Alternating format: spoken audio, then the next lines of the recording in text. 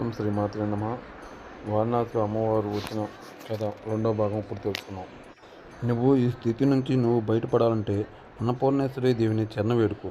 నీవ నిబంధనతో అన్నపూర్ణ వ్రతాన్ని అనుసరించి నీ దరిద్రాన్ని దూరం చేసుకో అని చెప్పి సన్యాసి అంతర్ధానమయ్యాడు. కళ నుంచి మేలుకున్న ధనుంజయుడికి అన్నపూర్ణ వ్రతాన్ని ఎలా చేయాలో తెలియదు. అప్పటి నుంచి కనపడిన వారినంతా అన్నపూర్ణ వ్రతాన్ని ఎలా చేయాలని అడగసాగాడు. అలా అర్థిస్తూ కామరూప దేశానికి చేరుకున్నాడు. అక్కడ ఒక కొండ పక్కన కొంతమంది దేవకన్యలు ఏదో పూజన చేస్తుండటం అతని కంట్లో పడింది.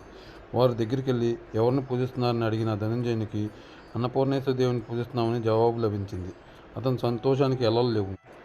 ధనుంజయుని అభ్యర్థనలతో దేవతలు అతనికి అన్నపూర్ణ వ్రతం చేసే విధానాన్ని చెప్పారు. ఇంటికి తిరిగి వచ్చిన ధనంజయుడు ఎటువంటి ఆటంకం లేకుండా అన్నపూర్ణేశ్వరి వ్రతాన్ని చేసి ఆ తల్లిని పూజించి ఆ తల్లి అనుగ్రహాన్ని ప్రీతిపాత్రుడయ్యాడు. దరిద్ర బాధలను అనుభవించిన ధనుంజయుడు ఒక్కసారిగా ఐశ్వర్యవంతుడయ్యాడు. ధనవంతుడు అవగానే ధనుంజయుడికి కామపిశాచి పట్టుకుంది. కట్టుకున్న భార్యను నిర్లక్ష్యం చేస్తూ మరొక స్త్రీతో కాపురాన్ని మొదలుపెట్టాడు.